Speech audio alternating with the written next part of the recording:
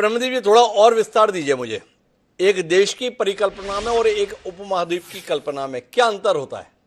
राजा को हम कैसे गलत ठहरा दें? राजा बोल रहे हैं ना कि भाई संस्कृति के अंतर को देखिए, रीति रिवाजों के अंतर को देखिए, खान पान के अंतर को देखिए।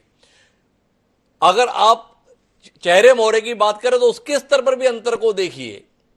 तो नॉर्थ ईस्ट की ये संस्कृति बिल्कुल अलग है, दक्षिण भारत की ये जो राज्य है इनका तौर तरीका बिल्कुल अलग है। तो राजा अपनी बात के समर्थन में कुछ तर्क दे रहे हैं, तो जो तर्क हैं उन्हें देश की परिभाषा और एक महाद्वीप की परिभाषा में कैसे अलग करके देखें, और भावनात्मक भाषण देने के स्थान पर हम तार्किकता के आधार पर राजा को गलत ठहराएं, उसमें थोड़ी मदद कीजिए ना। ये काम तो हमारे साथ में भावनात्मक आधार पर संकेत जी बखूबी कर दिए हैं। हिमांशु जी देखिए, यदि तार्किक आधार पर उनको यह बात कहना थी भारत को, तो सबसे पहले उनको पाकिस्तान की आलोचना करना थी कि भारत से धर्म के आधार पर कोई भूभाग अलग कैसे हो गया।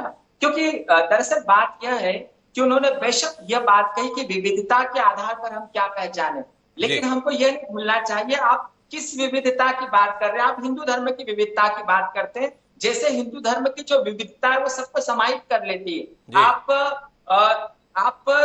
हिंदू धर्म में देखिएगा कि जो कई आदिवासी जनजातियां हैं, मैं सुकमा गया हूं, मैं गढ़चिरौली गया हूं, वहां पर मैंने देखा है कि जो लोग हैं उनको दफना दिया जाता है। तो हम लोग जो है हिंदू धर्म में हम किसी को पत्थर नहीं मारते, हम किसी पर जानलेवा हमला नहीं करते। जो हिंदू धर्म है दरअसल वो एक आध्यात्मिक प्रतिनिधित्व है, विभिन्नता का आध्यात्मिक प्रतिनिधित्व है। लेकिन जो राजा है वो उस आध्यात्मिकता प्रतिनिधित्व पर चोट करते हैं, वो जो हिंदू धर्म की व्यापकता है उस पर चोट करते हैं। जब वो संकुचित करने का प्रयास करते हैं वो उस भूगोल पर चोट करते हैं, जो भूगोल भारतीय जमीन से निकलकर दूर दूर तक चला जाता है। तो वो उसको उस भूगोल पर चोट कर वो ये बताने की कोशिश करते हैं कि जो तमिलनाडु है वो अलग है। क्योंकि यहाँ पर एक बात और समझने की जरूरत है कि जो तमिल है वो संस्कृत में ज्यादा नजदीक नजर आती है।